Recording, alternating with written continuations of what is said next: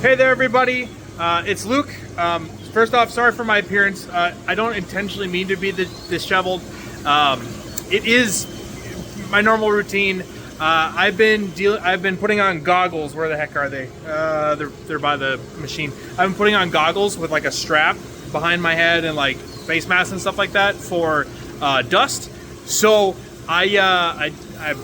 it's not intentional. That's what these red marks are. So, anyways. What do we have? So first off, we are running more nozzles. Yay! So to show you a bit of the progress here is 1900 nozzles. So we are well on our way. That's the good news. I know it's been a while since the last update, and I was working on the nozzles last time.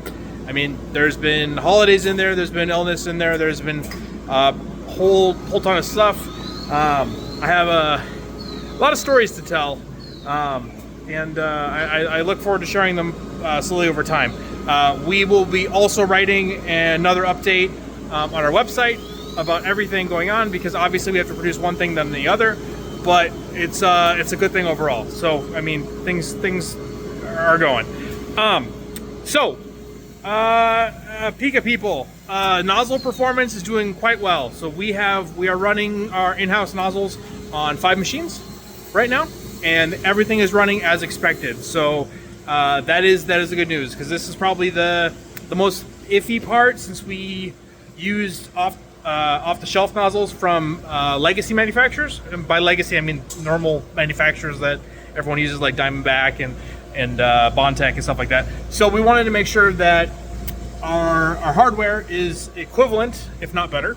We think it's going to be better. We can't wait for the steel. But we wanted to be equivalent, if not better, than everything else out there, and that's good. We got some good news on that front.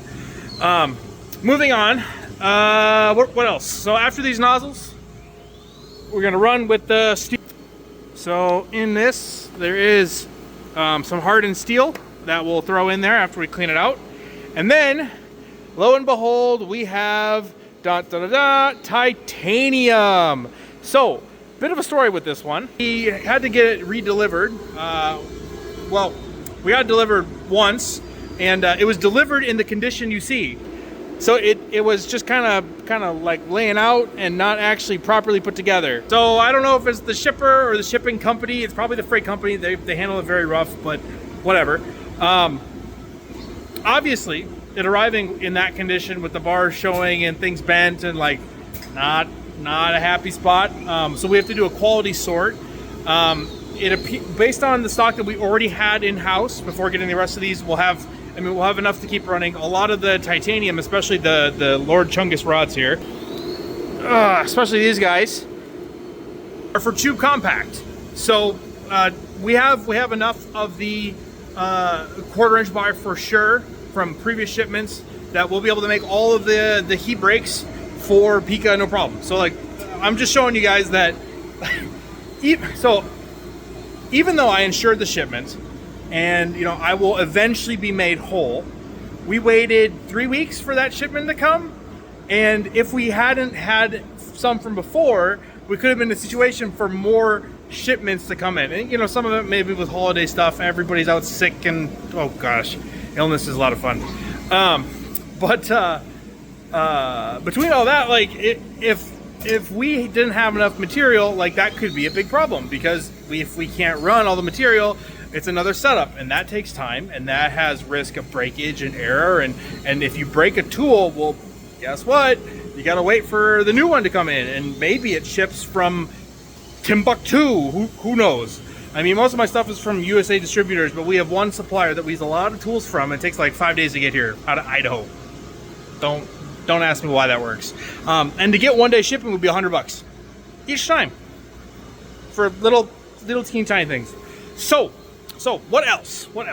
So nozzles are pretty cool. All right. So we got this little cool device over here, our wonderful camera. I will navigate it over.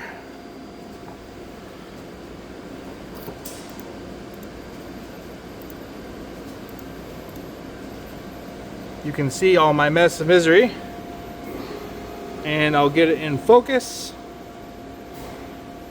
And so what this camera is doing is, well, I mean, many things, right? But what it allows us to do, allows us to measure internal depths. So this is when I was working with some broken tooling, and like, obviously this is like way early. I'm just checking one tool, because then you check one tool, then the next tool, then the next tool. If you run tools that are too deep, so if the secondary or tertiary operation is requiring clearance from the first two operations, right? You're going to crash it, and it's going to break, and you just have to start over again, right? Or load a new tool, or wait for it, or whatever, right? So, you know, being able to bisect it, we have a little mini mill over there that we've been machining off the insides of it, and by we I mean me. And then adjust the offset on the tool to make it so that it's at the correct depth, and then you go and set up the next tool and the next tool. And if something breaks, guess what? You got to do it again. And so you need to set it up in the correct order. And for the least amount of breakage, in terms of like, if some tools could be optional, you got to figure out which one's more likely to break and make it on the last one, so that when it breaks, if it breaks, I mean, copper is a. I finally figured out a saying for copper. So copper, especially this copper, is like a moderately friendly cat. Okay, you could be doing everything that the cat likes, until suddenly the cat decides it doesn't like you doing that anymore, and it snaps and it'll scratch the crap out of you. And then like 20 minutes later, it's like, okay, I'm back. We can work together again. And so that's been the behavior of this. Just random stuff where a tool will run for a dozen parts, and then it just dies, or 10, 100 parts, and then it just dies. So it's been real fun. What else have I done? So we had a good New Year. 2026 is looking great. We're going to be sending out a survey on our store. So for the people who aren't in the Pika updates but are waiting for compact, or a wide customer base or whatever, right? We'll be sending out a couple surveys. We're going to give a gift card away for 2 of them, $5 gift card for answering them. One is going to be about 3D printers. So we have a cool 3D printer we're going to hope to bring to Rapid TCT and or Remurf, or both. Depends. Logistics are painful, but it should be pretty exciting. And then 2 is the next hot ends that we'll work on. So obviously, again, it's arrogant as shit to to be talking about next or whatever, but when we launched Pika, I had a whole bunch in mind. I got a Snapmaker U1, wink wink nudge nudge, in my hands. Yep, because I brought those hot ends all to Formnext. We got our Snapmaker U1. I mean, maybe some things got installed, maybe not. We're having a good time with the U1. Fantastic machine. Lots to learn from it. Lots of really cool things to learn from it. Back to tooling. Over here we have a mess, right? So we have our mini mill. This is where we've been milling the nozzles in half so we can see the insides of it, to make sure that our geometry is looking good and clean, all that kind of stuff. So it's just using a standard end mill, literally just a motor and a belt and some basic, it's not going to do anything repeatably or reliably, but it'll cross-section something real good. Over here is our grinder, so we can see a lot of dust.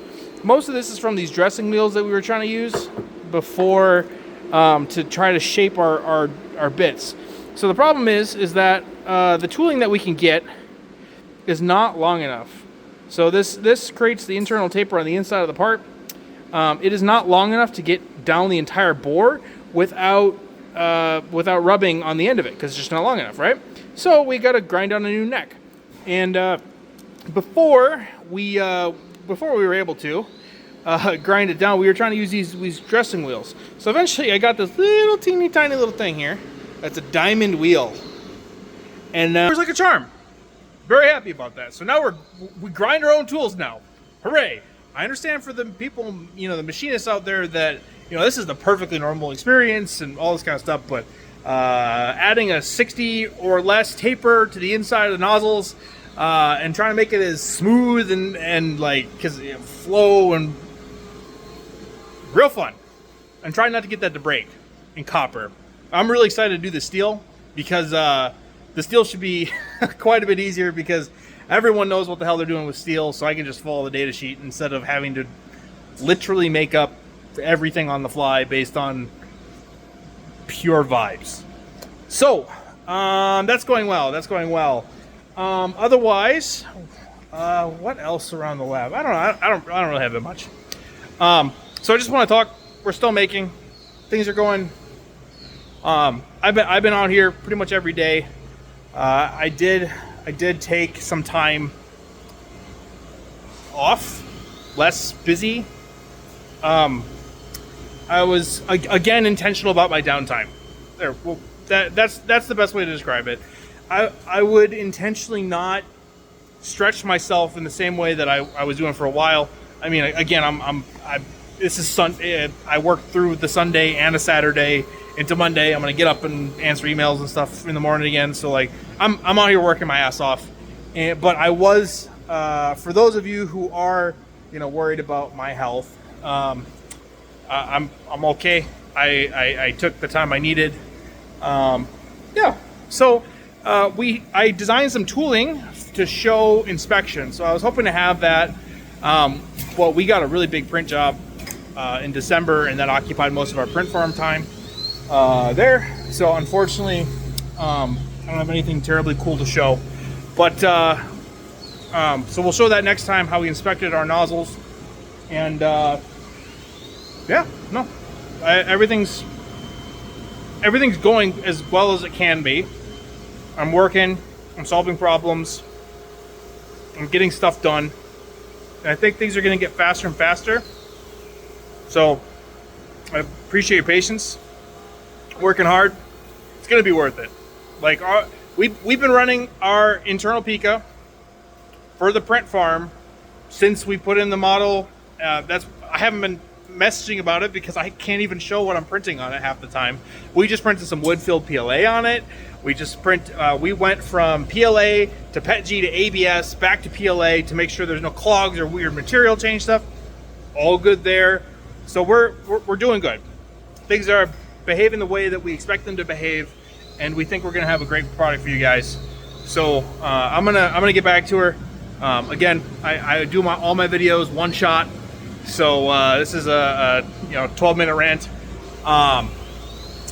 Maybe I'll have more pictures to show in like the written update or something like that. But yeah, thank you so much. Bye-bye.